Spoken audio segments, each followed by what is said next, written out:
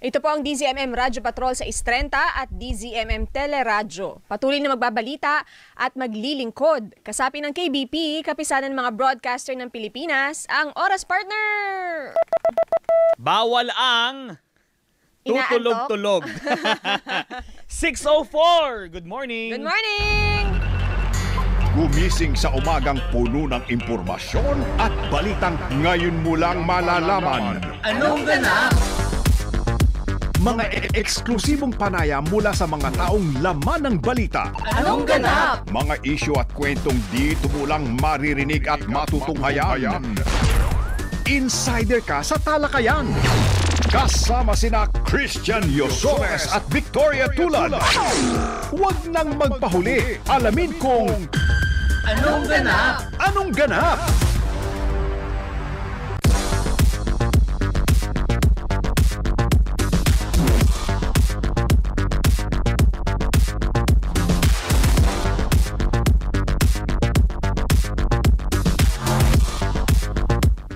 Good morning! Good morning! Sakit sa tenga. Nasa kamo pa ba ang lahat? Ay, oo.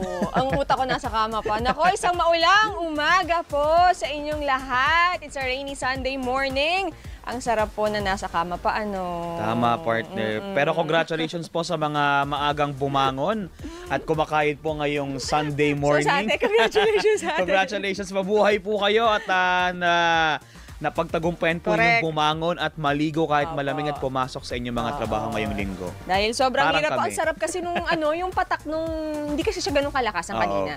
Ang sarap sa tenga nung patak nung ulan. So parang, wag kang bumangon. Hinihila ka pabalik ng kama, no?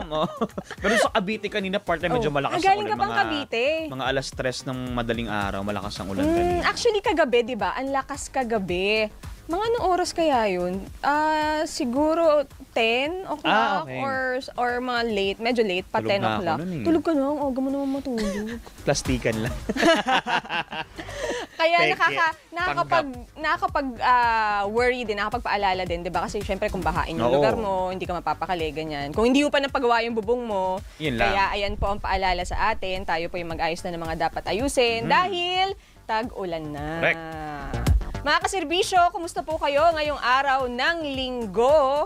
Ngayon ay June 8, 2025. Ako po si Victoria Tulad. Ako naman po ang inyong kaserbisyo, kapamilya, Christian Yosores, ang inyong mga kapamilya at kaserbisyo sa balita at impormasyon tuwing weekend. Siyempre, dito lang yan sa DZMM Radyo Patrol sa Istrenta na napakikinggan sa 630 kHz, sa AM band at sa bayang napapanood sa DZMM Teleradyo Cable Channel para sa mga balitang kumpirmado. Serbisyong sigurado para sa walang pati na pagbabalita at serbisyo publiko. I-follow at i-like ang DZMM Teleradio official Facebook page at mag-subscribe po sa ating DZMM Teleradio YouTube channel na mayroon na pong more than 1.1 million na po ng mga Wow! subscribers. Kaya keep on coming lamang po para sa tuloy-tuloy na updates at live stream. Mahalaga ang mga boses nyo, kaserbisyo at kapamilya, kaya sumali na sa ating talakayan. Mag-send po sa Viber number 0919-278-3000 o sa mga social media accounts ng DZMM Teleradyo at babasahin namin po yan. Aba, may Viber. Ano ba yun? Ang daming messages na. Promise! Babasahin po namin yan maya-maya lamang po. Ayan, partner. So, ang lakas nga ng ulan kahapon, sabi po ng Pag-asa ay may LPA o low pressure area at syempre epekto rin po ng habagat. So nagsasama po sila ngayon at yun yung nararamdaman natin. Pero yan ay hindi pa tuluyang bagyo, partner. LPA pa lang siya at saka habagat na nagpapakiramdaman. Nag-combine, Oo. nag-merge. Pero Oo. malakas-lakas na yung epekto sa ilang areas, 'di ba? May mga binabaha na. Oo. At ang alam ko, naglabas ng rainfall warning advisory yata yung Pag-asa kaninang madaling araw. So maya-maya po kunin po natin ang Pag-asa tungkol nga po sa lagay ng panahon. Pero bago po yan, muli narito po ang malalaking ganap sa Magdamag. Gaya nga po ng sabi ng aking partner, ilang lugar sa Visayas at Mindanao binaha dahil sa umiiral na habagat at low pressure area. Doble, tripling ingat po sa mga residente kapag kahit siguro wala pang advisory ang Pag-asa, kung nakita niyo na malakas-lakas ang ulan at delikado sa inyong mga lugar, siguro maglumikas na o mag-ready just in case kailangan umalis ng bahay. Pero I think siguro naman tayo po ay handa na rin dahil ang bilis ng panahon, di ba? Last year lang.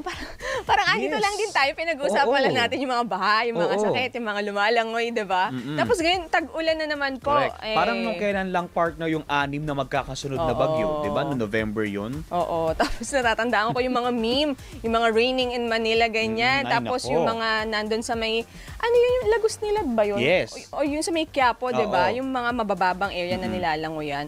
Nako, ay iwasan po natin yan dahil po may sakit po yan nakaakibat at nagbabala na nga po ang Department of Health laban sa mga sakit, lalo na po yung leptospirosis. Pero bukod sa mga updates na binibigay ng Pag-asa, pati ng mga news agencies, may mga alert system din tayo, partner, di ba? Yung NDRMC, meron sila mga pa-text alert. Yun nga lang, partner, ako na-experience ko kanina. Oh. Nakatanggap ako ng alert, bandang alas 5, pero yung advisory nila, yung alert nila, pang alas 2 pa ng madaling araw. Ano ba naman yun?